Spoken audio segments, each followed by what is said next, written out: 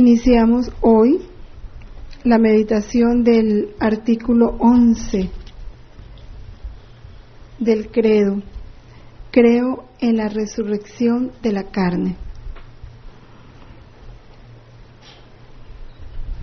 Y que ese decir creo en la resurrección de la carne, cuando lo decimos, estamos fundamentalmente hablando de la resurrección de nuestros cuerpos al final de los tiempos. En la vida eterna es la reproducción o la participación de la misma resurrección de Cristo, así como Cristo, su cuerpo fue destruido, fue sepultado, Él con su propio poder ordena a su cuerpo que resucite y a su alma que tome posesión de su cuerpo. Eso que Jesús hizo por propia virtud es lo que nosotros creemos que va a suceder en nosotros por el poder de Cristo, de la resurrección de Cristo. Así lo explica el numeral 989.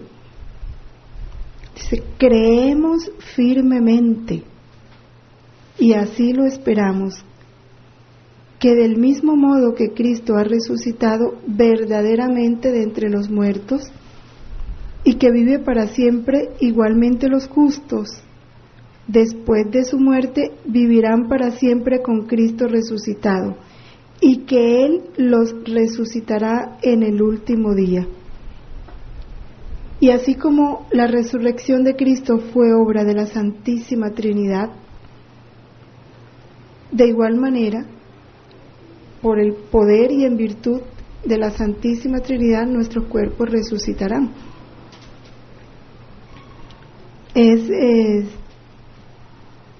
De la Sagrada Escritura hay muchas citas que nos hablan de esta resurrección. Está Romanos 8:11. Si el Espíritu de aquel que resucitó a Jesús de entre los muertos habita en vosotros, y todos sabemos que ya ese Espíritu habita por el bautismo. Aquel que resucitó a Jesús de entre los muertos, el mismo Padre, el mismo Espíritu, dará también la vida a vuestros cuerpos mortales por su Espíritu que habita en vosotros. Ahí refleja toda la obra de la Trinidad. Aquel que resucitó a Jesús, el Padre, por el poder de su Espíritu, y el Hijo es el agente de esa resurrección. En Romanos 8:11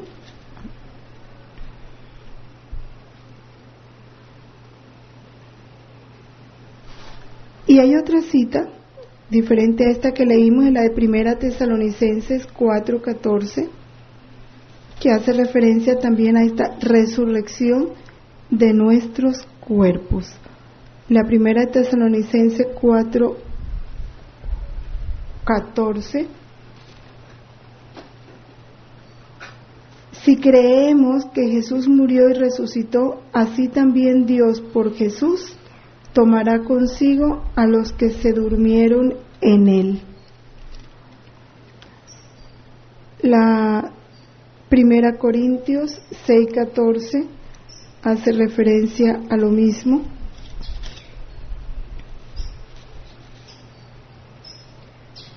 Y Dios que resucitó al Señor nos resucitará también a nosotros por su poder. Y 2 Corintios 4:14 nos habla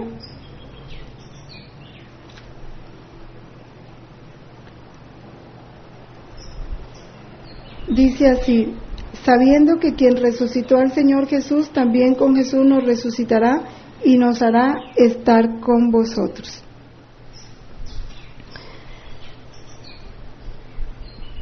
nosotros, por lo menos cuando ya esto que es una idea que está en el corazón, ¿no?, de que vamos a resucitar con Cristo, pero en estos tiempos en que lo que estaba tan sólido en la fe del pueblo, a través de todos esas fuerzas, ¿sí?, como dice el apóstol, ¿no?, que no nuestros enemigos no son de la carne, son espíritus, son potestades, es toda la obra del mal, cómo están debilitando la fe a través de esas películas. Se me viene ahora a la memoria la de una película que hace poco pasaron, El Cuerpo.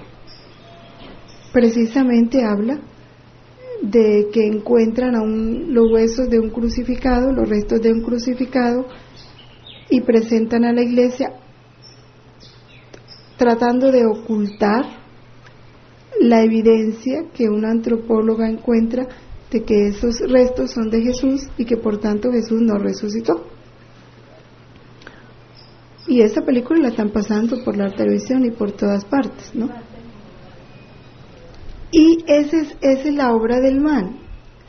Y presentan a la iglesia temerosa de que el resto del mundo se dé cuenta de ese hallazgo, porque entonces se desvirtuaría lo que siempre he enseñado, que es la resurrección de Cristo. Entonces supuestamente eso es una mentira.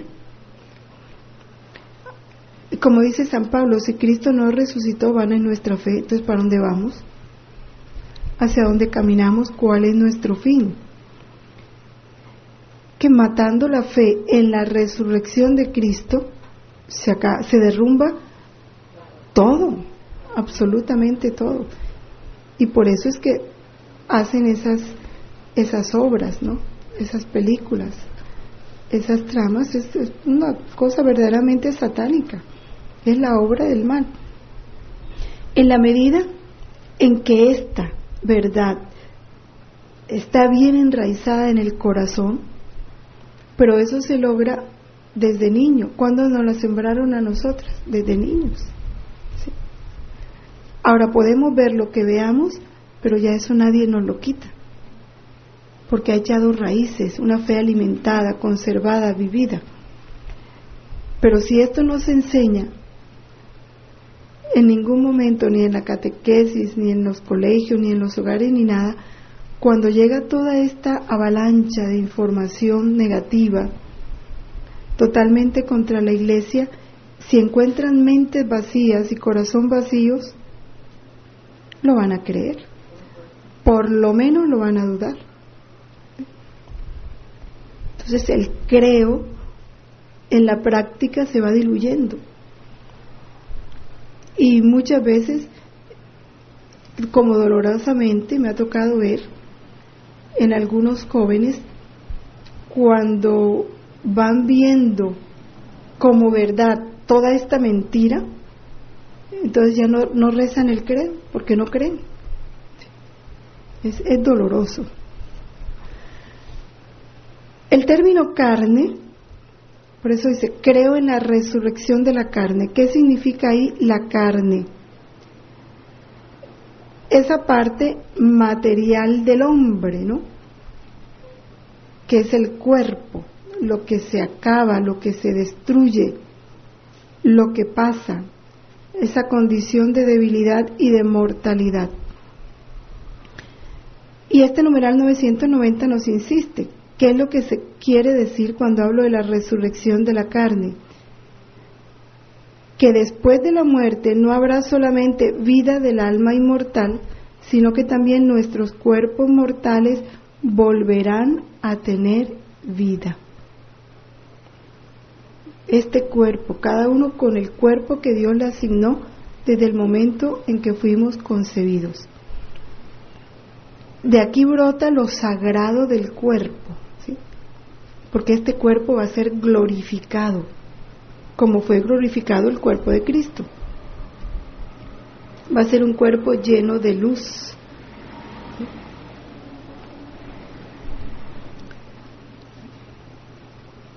Creer en esa resurrección ha sido desde sus comienzos un elemento esencial de la fe.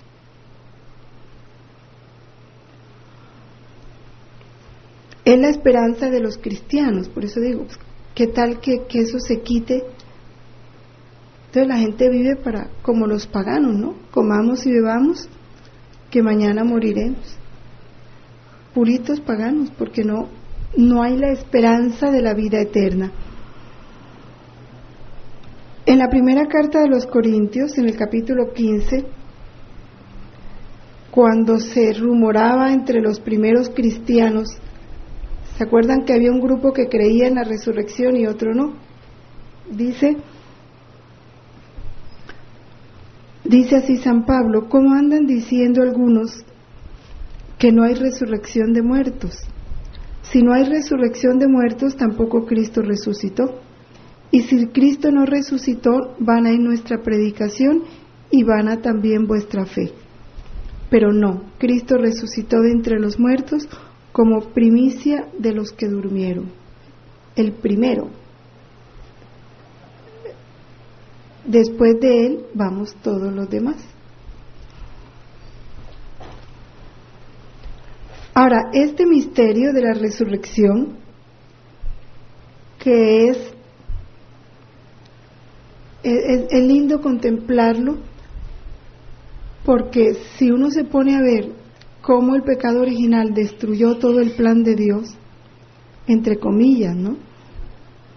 Era para que hubiéramos desaparecido y no más. Pero el plan de Dios persiste para siempre. Y Dios, con la redención y con la santificación, conduce al hombre hacia ese lugar y hacia ese orden para el cual fue creado. El vivir eternamente unido a Él, participando de su felicidad eterna. Ese es el fin para el cual Dios nos creó, para que lleguemos a ser eternamente felices como eternamente feliz es Él. Y es la razón por la que Él resucita, ¿sí?, nuestro cuerpo. No le basta llevar nuestra alma al cielo, sino también este cuerpo mortal también empieza a participar de esa gloria, de esa felicidad, que es un misterio, porque ¿cómo va a ser eso? Pero se va a dar. Este misterio de la resurrección no se dio a conocer al pueblo de una vez, sino de una manera progresiva. Dios la fue manifestando a su pueblo de una manera progresiva.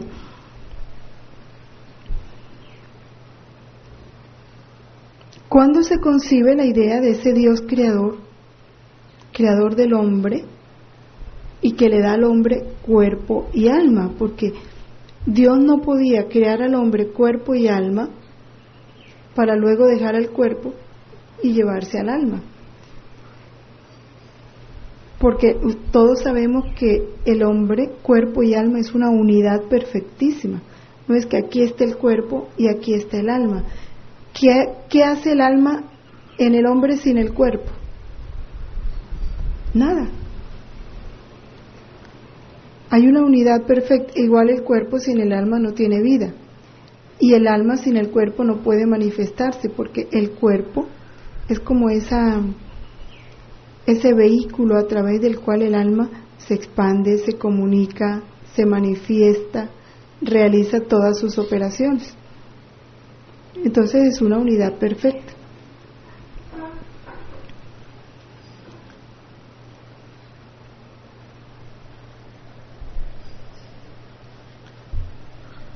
El rey del mundo, en la segunda de Macabeos, el Daniel, nos hablan de esto. A nosotros que morimos por sus leyes nos resucitará a una vida eterna. Ya desde el Antiguo Testamento, en el libro de los Macabeos, se nos habla de esa resurrección. Luego, en segunda Macabeos, ¿se acuerdan cuando empezaron a perseguir a los cristianos, a los creyentes, a los judíos? Que dice uno de ellos: es preferible morir a manos de los hombres con la esperanza que Dios otorga de ser resucitados de nuevo por Él. Creo que esta es la cita de la mamá que alienta a su hijo a morir. al hijo menor, al último, que él le dice que hable en su lengua para que lo anime a que le ofrezca sacrificio a los dioses, y la mamá le habla en su lengua, pero es para animarlo a morir por Dios.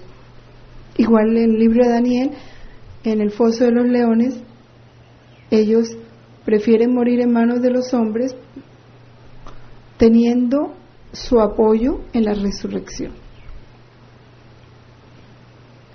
Todo esto lo hace uno lo lleva a uno como a estremecerse.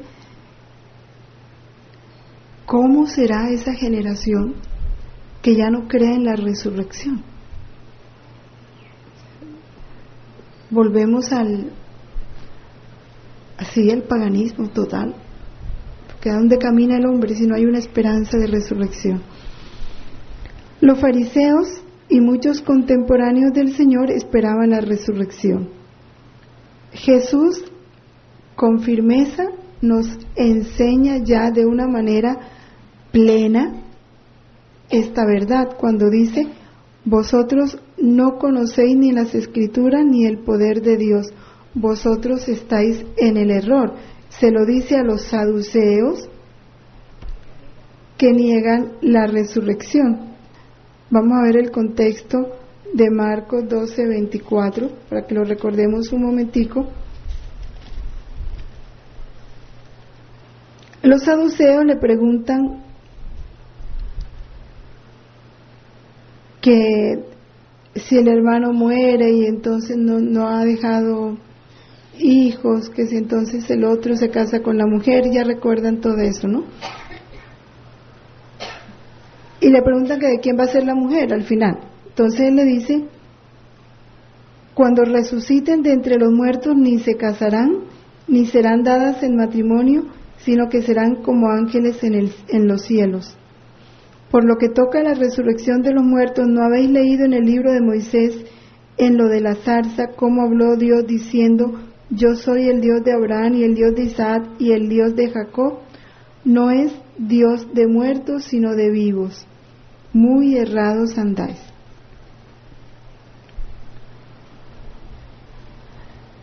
También une la resurrección a su propia persona, porque eso forma parte de esta verdad.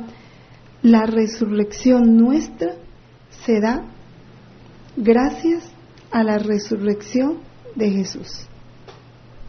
Si Cristo no hubiera resucitado, no hubiera triunfado sobre la muerte, nosotros tampoco íbamos a resucitar. Y Él dice: yo soy la resurrección y la vida. No dijo: yo les doy la resurrección, ni yo los voy a resucitar. No, yo soy la resurrección y la vida. Es en Cristo que nosotros resucitamos. Por Cristo, con Cristo y en Cristo, nosotros resucitamos. Y es Cristo el que nos resucitará a quienes hayan creído en Él. El que come mi carne y bebe mi sangre tendrá vida eterna, y yo le resucitaré en el último día. Porque Él es la resurrección.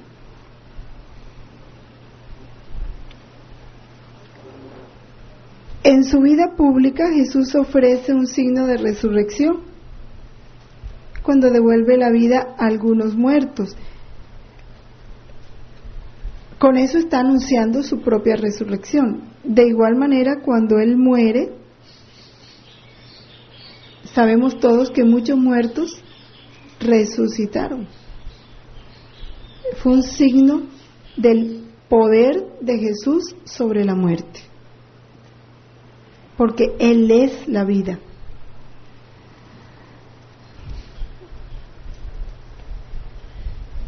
En el volumen 1, capítulo 36, nos habla de esta unidad entre nuestra resurrección y la resurrección de Cristo.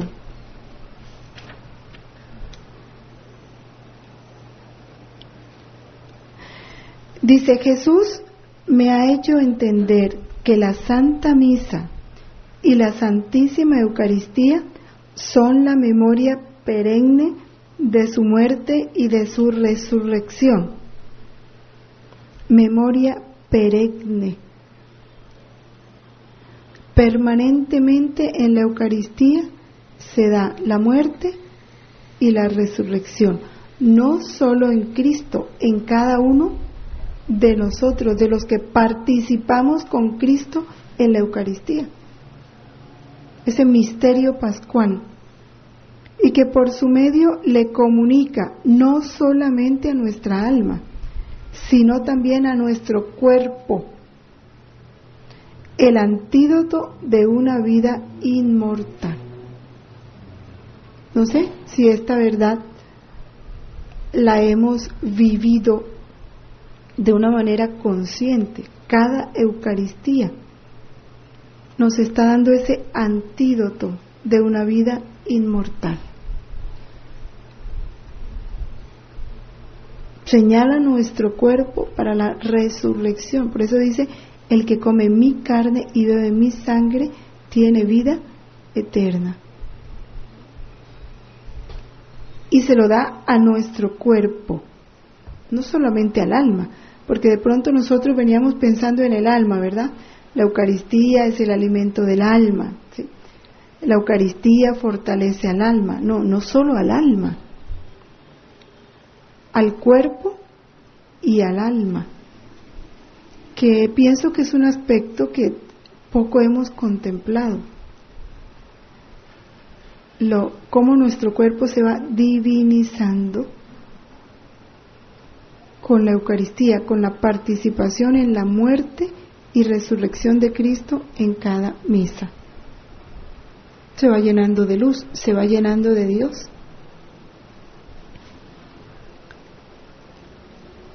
La Santa Misa, por lo tanto, y la Eucaristía nos dicen que nuestros cuerpos deshechos y hechos cenizas por la muerte resucitarán en el último día a la vida inmortal, que para los buenos será gloriosa y para los perversos llena de tormentos, ya que éstos, no habiendo vivido con Cristo, no resucitarán con Él, mientras que los buenos, habiendo vivido íntimamente con Cristo, resucitarán casi al igual que Jesús mismo. ¿Y cómo resucitó Jesús? Casi al igual. O sea, todas las propiedades del cuerpo de Cristo, lleno de luz, hermoso, que traspasaba las paredes, que no ocupaba espacio. Todas las características, ahorita las vamos a ver, que tienen un cuerpo glorioso, esas mismas tendrán nuestros cuerpos. Ahora, ese es un misterio. ¿Cómo va a ser? ¿Sí? ¿Dónde vamos a estar? Si el cielo no es un lugar, sino un estado, y todos nuestros cuerpos van a resucitar. Bueno, eso será hermosísimo. De lo único que tenemos que saber es que será hermosísimo. Nuestra mente ni se alcanzará a imaginar, porque no alcanzamos a percibirlo, pero debe ser bellísimo.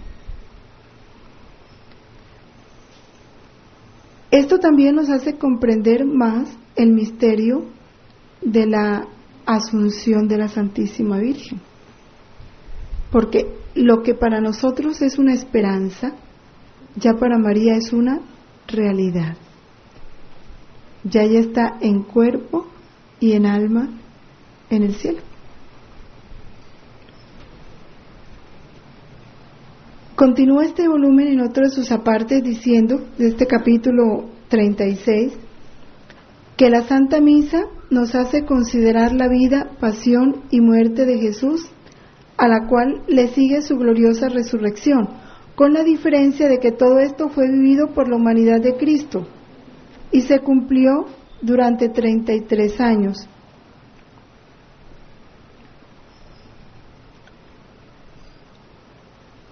Dice, así en el sacramento nos recuerda la resurrección de nuestros cuerpos a la gloria, ya que como Él cesando su estado sacramental, se va a residir al seno de su Padre. Todos sabemos que las especies sacramentales contienen a Jesús vivo y verdadero, hasta que se consuman, ¿cierto? Cuando ya se consumen las especies, ya Jesús se va, nuevamente desaparece vivo y real. Entonces ya vivo y real se vuelve a su Padre, porque en las especies está en cuerpo, sangre, alma y divinidad, que es un misterio bellísimo, como si tuviéramos un niñito dentro de nosotros, no completico.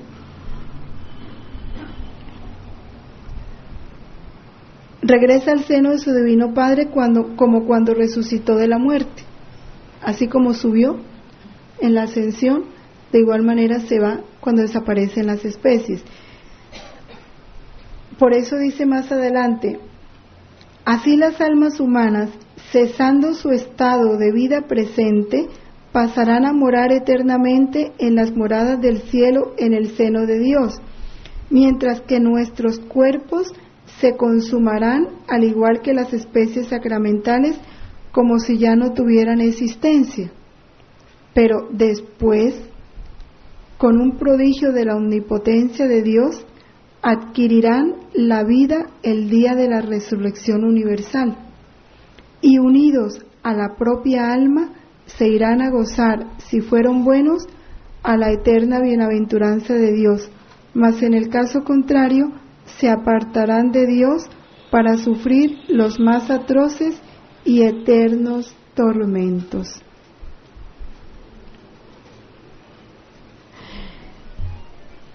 Y esta reflexión que a mí me parece bellísima, porque digo que si nosotros nos detuviéramos en eso, era para que no perdiéramos de estar unidos a la Eucaristía instante tras instante. No digo ir a misa al templo, es la unidad, ¿sí?, con ese Jesús de Eucaristía. Dice: si todo esto que se ha dicho es efecto maravilloso que emana como de una fuente purísima del santo sacrificio de la misa, ¿cómo es que los cristianos no se acostumbran a él para sacarle provecho? Cuánta negligencia, ¿verdad?, para valorar la Eucaristía. ¿Se puede tener cosa más saludable y confortante de parte de nuestro Dios para un corazón que ama? Pues que no solamente nutre el alma para hacerla digna del cielo, sino que le comunica al cuerpo aquella prerrogativa por la cual podrá a su tiempo gozar de los eternos placeres de su Dios.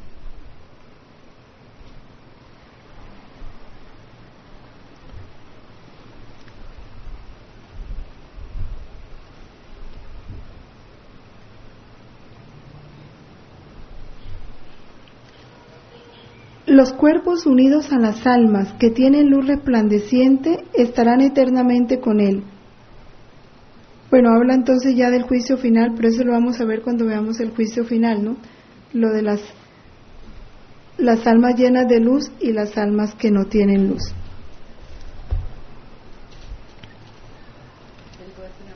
Sí, a ver, Judith.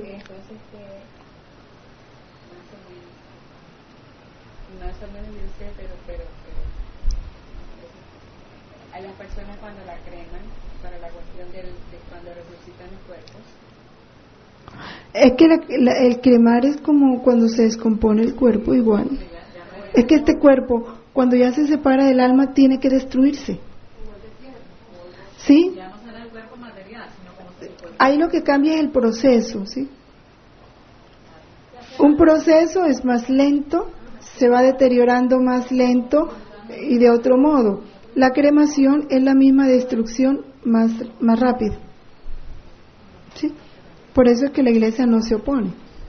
¿A la cremación no? No, porque ya no hay alma en el cuerpo y de igual el cuerpo se va a destruir, ¿sí? Bueno,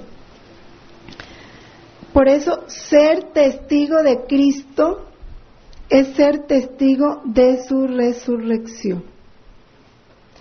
Ahora, tenemos que entender qué es ser testigo de su resurrección. ¿Cuándo soy yo un testigo de la resurrección? El 995. Ahorita nos podemos preguntar eso. ¿Cómo hago yo para hacer? No es estar diciendo cada rato yo voy a resucitar, no. ¿Cuál es el verdadero testimonio de que yo creo en la resurrección? ¿Y cómo es esa vida? Una vida que camina hacia el cielo, una vida que desprecia lo terreno y le da el verdadero valor a las cosas espirituales. Por eso dice San Pablo, si habéis resucitado con Cristo, buscad las cosas de arriba, no las de la tierra. Una persona que está pegada a los bienes materiales, ¿sí?, que vive como si nunca se fuera a morir, que pone toda su confianza o su esperanza en lo que perece, en lo que se acaba, en lo que no tiene valor para la eternidad, no es un testigo de la resurrección. Que le tiene miedo a la muerte, igual, no es testigo de la resurrección. No puede serlo. O sea, el mayor deseo de nosotros es unirnos, definitivamente. ¿Sí? Dejar todo lo que todos los velos que nos están encubriendo esa belleza, esa felicidad que Dios quiere comunicarnos. Entonces, por eso uno dice, creo en la resurrección de la carne, pero de verdad creo y me porto como verdadero creyente de esa resurrección. Porque el yo empezar a temblar, cuando Dios me abre una ventanita de que ya me voy para el cielo, todavía me falta fuerza para decir creo en la resurrección de la carne, ¿cierto? Por eso dice Jesús en las alabanzas, bueno, ya cuando veamos la parte de la muerte lo veremos más. Entonces es eso, la esperanza cristiana en la resurrección, miren esto tan hermoso, está totalmente marcada por los encuentros con Cristo resucitado.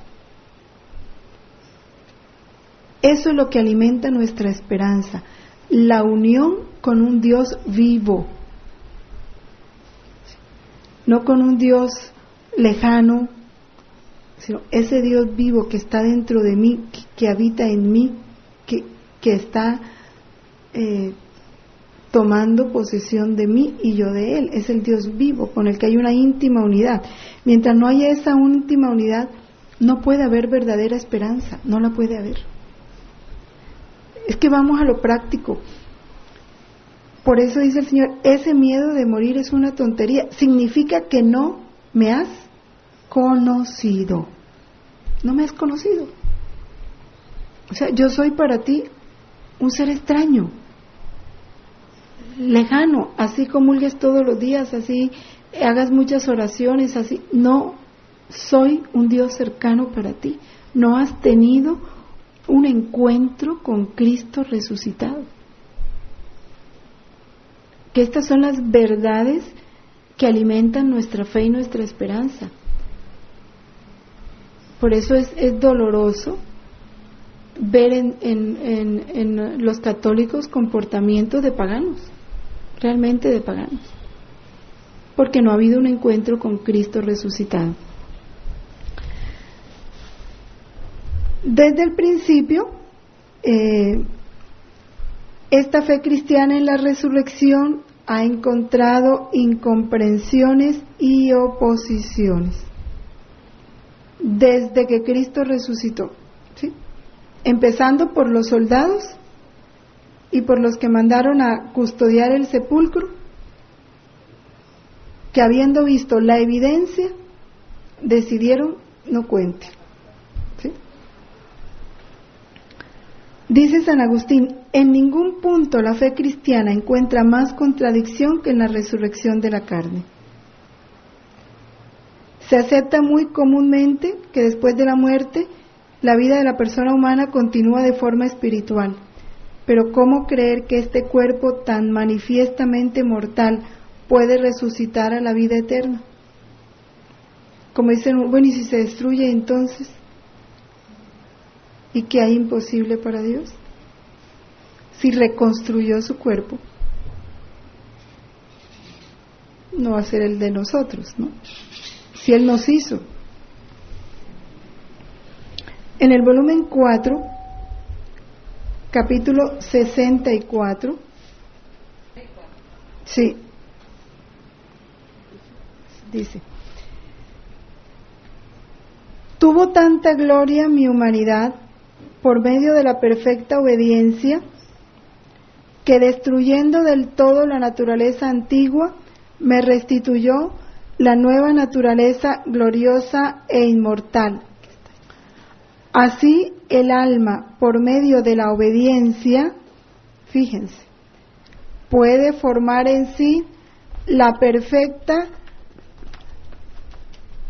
resurrección a las virtudes. Y así, si el alma está afligida, la obediencia la hará resucitar a la alegría.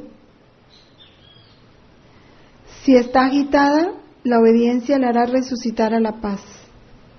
Si tentada, la obediencia la suministrará la cadena más fuerte para atar al enemigo y la hará resucitar victoriosa de las insidias diabólicas. Si asediada de pasiones y vicios, la obediencia, dándoles muerte, la hará resucitar a las virtudes. Esto en cuanto al alma, y a su tiempo producirá también la resurrección del cuerpo. La obediencia. ¿A qué? A todo. A lo principal, a la voluntad de Dios manifestada. ¿Por qué? ¿Qué es lo que le da fuerza? ¿Dónde encuentro yo la fuerza? A la obediencia.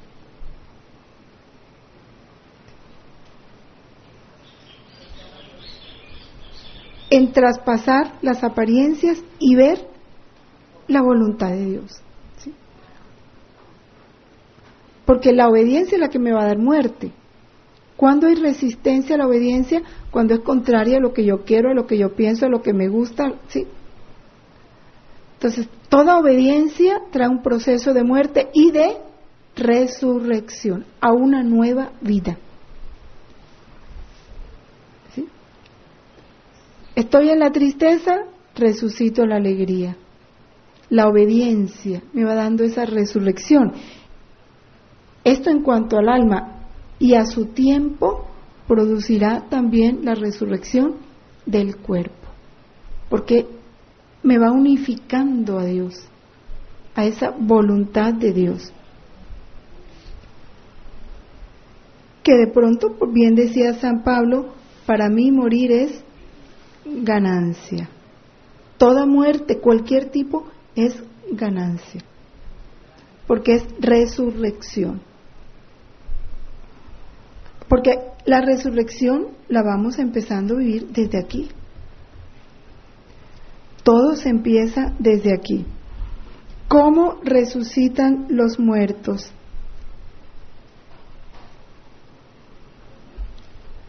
Primero tenemos que acordarnos qué es la muerte. La muerte es la separación del alma y del cuerpo. Ahí se produce la muerte. En el instante en que el alma se separa del cuerpo, sale del cuerpo, quedamos hechos cadáver.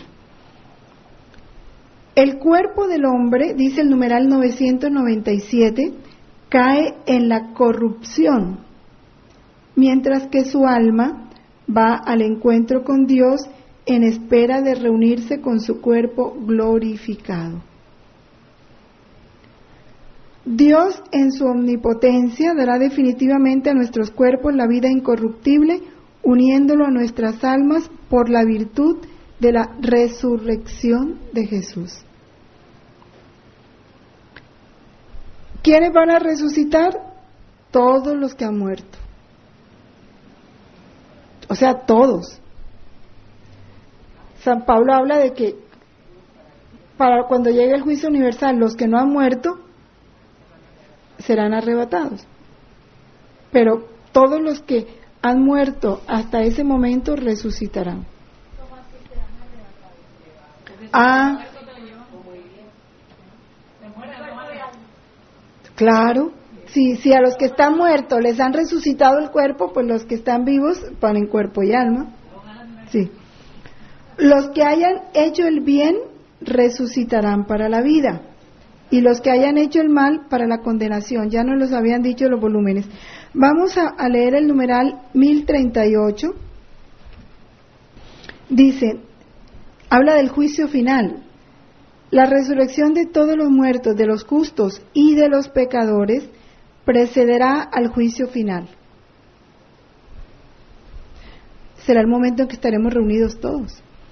Esta será la hora en que todos los que estén en los sepulcros oirán su voz, y los que hayan hecho el bien resucitarán para la vida, y los que hayan hecho el mal para la condenación. Entonces Cristo vendrá en su gloria, acompañado de todos sus ángeles. Serán congregadas delante de él todas las naciones. Él separará a los unos y a los otros, como el pastor separa las ovejas de las cabras. Unos irán al castigo eterno y los otros a la vida eterna. El libro de Daniel 12:2 nos dice: entonces se alzará Miguel, el gran príncipe, el defensor de los hijos de tu pueblo, y será un tiempo de angustia, tal como no lo hubo desde que existen las naciones hasta este día. Entonces se salvarán los que de tu pueblo estén escritos en el libro. La muchedumbre de los que duermen en el polvo de la tierra se despertarán, unos para eterna vida, otros para eterna vergüenza y confusión. Los sabios brillarán con el esplendor del firmamento, y los que enseñaron la justicia a la muchedumbre resplandecerán por siempre, eternamente, como las estrellas. Está hablando ya del juicio final. Daniel capítulo 12, versículo 2. Ya nos contestaron la pregunta: ¿quiénes van a resucitar? Todos. Ahora, ¿cómo? Cristo resucitó con su propio cuerpo. Mirad mis manos y mis pies, soy yo mismo, cuando se le presenta a los discípulos.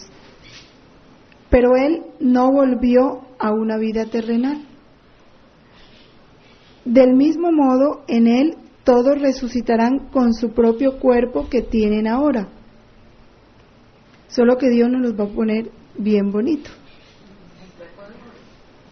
Pero este cuerpo será transfigurado en cuerpo de gloria, cuerpo espiritual, con las características de un cuerpo glorioso, ¿sí? Con las propiedades que tuvo el cuerpo de Jesús, que traspasa la materia, ¿sí?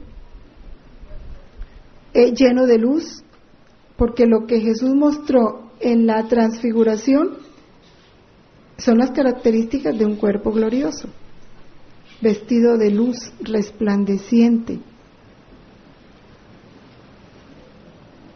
¿Y para qué nos resucita el cuerpo? Para que ese cuerpo también participe de la gloria que participa el alma, o del castigo.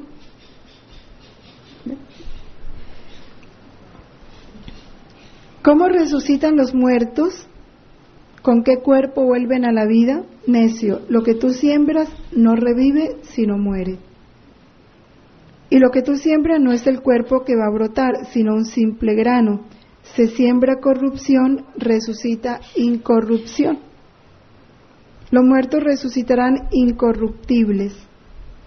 Es necesario que este ser corruptible se revista de incorruptibilidad, y que este ser mortal se revista de inmortabilidad. La epístola a los Filipenses, esta cita no está en el catecismo pero es muy importante. Capítulo 3.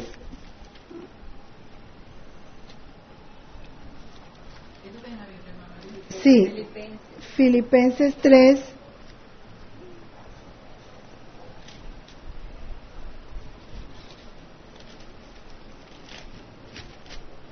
3:21. Dice: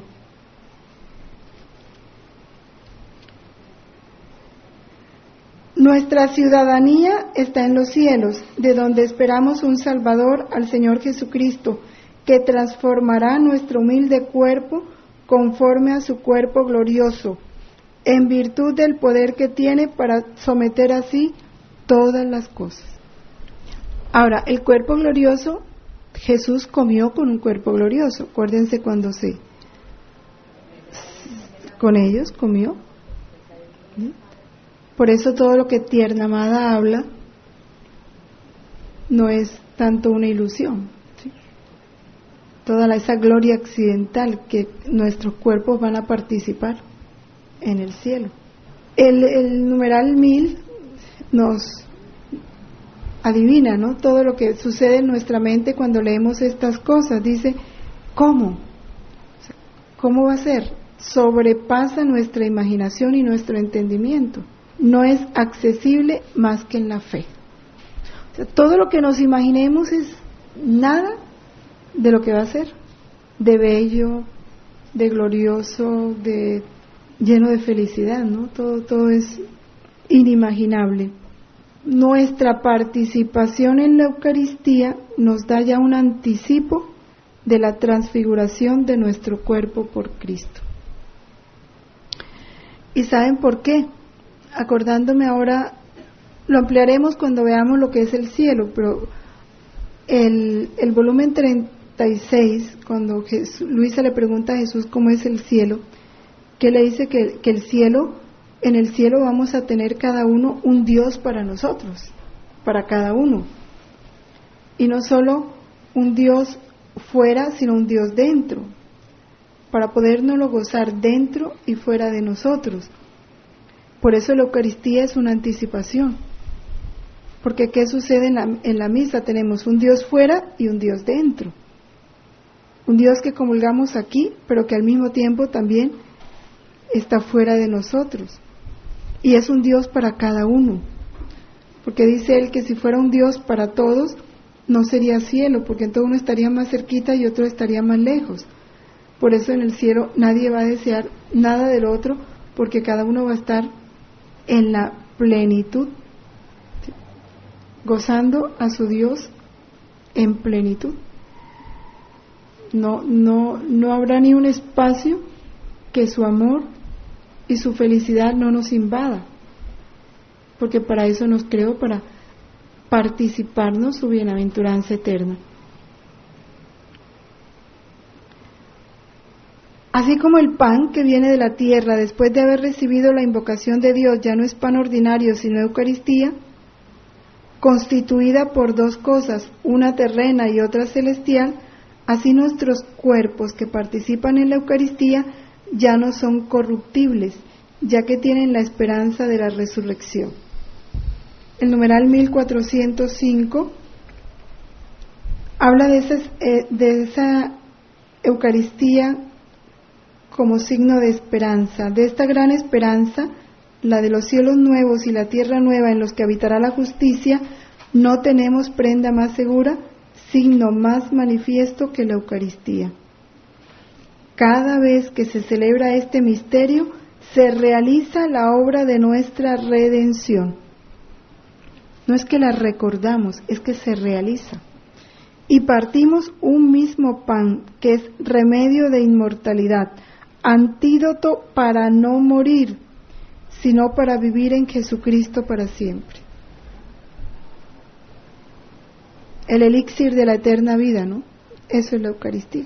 ¿Cuándo vamos a resucitar? En el último día. En Juan 6:39 se nos habla de ese último día, al fin del mundo. Vamos a ver a Juan 6:39, que ya Jesús nos dijo ese cuándo, que no lo sabemos. Dice Jesús: esta es la voluntad del que me envió, que yo no pierda nada de lo que me ha dado, sino que lo resucite en el último día. Esta es la voluntad de mi Padre, que todo el que vea al Hijo y crea en Él tenga la vida eterna, y yo lo resucitaré en el último día. Entonces ellos murmuraban y decían, murmuraban de él los judíos, porque había dicho, yo soy el pan que bajó del cielo. Más adelante dice, No murmuréis, nadie puede venir a mí si el Padre que me ha enviado no le atrae. Yo le resucitaré en el último día. Y serán todos enseñados de Dios. Todo el que oye a mi Padre y recibe su enseñanza viene a mí. No que alguno haya visto al Padre, sino solo que el que está en Dios, ese ha visto al Padre. Primera Tesalonicenses 4:16, sobre cuándo vamos a resucitar, dice: el Señor mismo, a la orden dada por la voz de un arcángel y por la trompeta de Dios, bajará del cielo, y los que murieron en Cristo resucitarán en primer lugar. O sea, los que están en el cielo. Vamos a leer el numeral 1038. Bueno, ya lo leímos, es el mismo juicio final.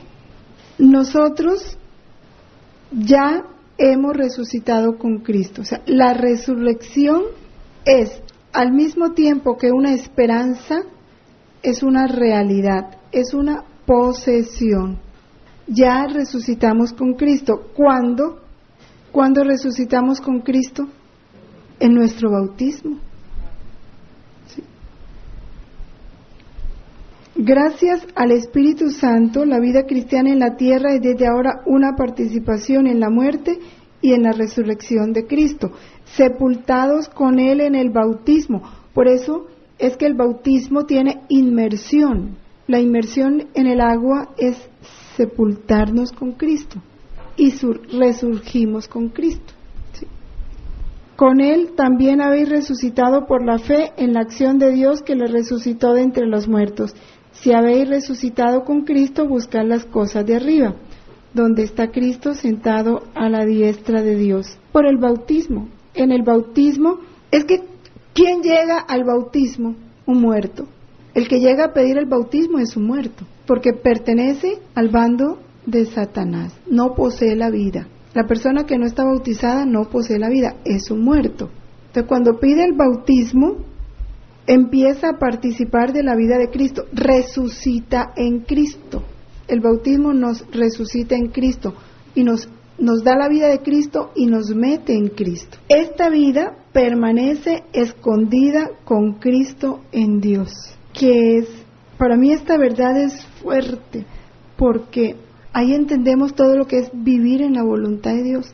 Vivir en la voluntad de Dios es vivir escondidos con Cristo en Dios, es desaparecer en Cristo, porque ya nosotros entramos en la vida de Cristo, o sea, ya no tenemos vida, ya nuestra vida es la vida de Cristo, porque nuestra vida está en Cristo y la vida de Cristo está en nosotros. Eso es lo que hay que reconocer permanentemente y vivir conforme a esa verdad. Esto es lo que nos da la unificación con Cristo, en pensamiento, en voluntad, en todo. Pero vivirla, ¿no? La vida que se nos dio en el bautismo permanece escondida con Cristo en Dios. Fuera de Cristo no hay vida. Con Él nos ha resucitado y hecho sentar en los cielos con Cristo Jesús. O sea, ya la resurrección nuestra en Dios ya es, porque estamos en su Hijo. Alimentados en la Eucaristía con su cuerpo, nosotros pertenecemos ya al cuerpo de Cristo. Cuando resucitemos en el último día, también nos manifestaremos con Él llenos de gloria. Pero es con Cristo, no es fuera de Cristo.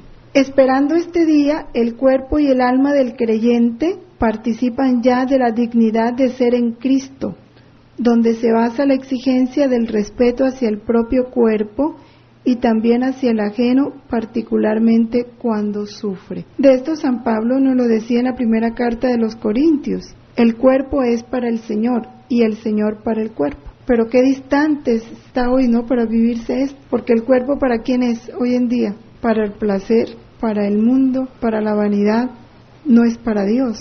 El cuerpo tiene que ser para Dios, o sea, todo nuestro cuerpo, nuestros ojos, solo para ver a Dios, nuestros oídos solo para escuchar a Dios, nuestros pasos solo para encaminarse hacia Dios y buscar solo lo que agrada a Dios. Todo nuestro cuerpo tiene que estar consagrado a Dios. Dios, que resucitó al Señor, nos resucitará también a nosotros mediante su poder. ¿No sabéis que nuestros cuerpos son miembros de Cristo? No os pertenecéis. Glorificad por tanto a Dios en vuestro cuerpo. Si no nos pertenecemos, no puede hacer Dios con nuestro cuerpo lo que quiera, es de Él. ¿Sí? Engordarlo, enflaquecerlo, destruirlo, acelerarlo o inmovilizarlo, puede hacer con Él lo que quiera. Por eso, si nosotros de verdad meditáramos esto, ¿verdad? ¿Cómo cambiaría los meros católicos? Si los meros católicos viviéramos estas verdades, seríamos una fuerza para el mundo tremendo. No, los diseñadores no podrían hacer, ¿sí?, toda esa cantidad no podrían hacer de los cuerpos unos títeres o unos maniquíes, como está sucediendo ahora. Si el católico viviera convencido de esta verdad, no os pertenecéis. Todo como está el mundo hoy. Leamos ya para terminar el numeral 1397, por lo menos que para nosotros quede esta enseñanza. Habla de el compromiso en favor de los pobres. Nosotros debemos reconocer a Cristo en los más pobres, sus hermanos. Meditar las obras de misericordia.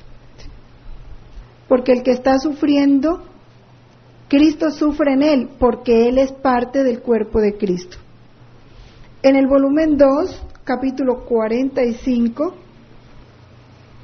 dice: hija mía, me sirvo de ti para poder continuar mi pasión. Como mi cuerpo glorificado ya no puede ser capaz de sufrir, viniendo a ti me valgo de tu cuerpo, como me valí del mío en el transcurso de mi vida mortal, para poder continuar sufriendo mi pasión, y así poder ofrecerme delante de la divina justicia como víctima viviente de reparación y de propiciación. Todo el que sufre en el cuerpo, ¿quién está sufriendo en él? Jesús. Está continuando en ese cuerpo su pasión. Por eso, tuve hambre y me diste de comer, tuve sed y me diste de beber, estuve enfermo y me visitaste. Es Jesús el que allí sufre.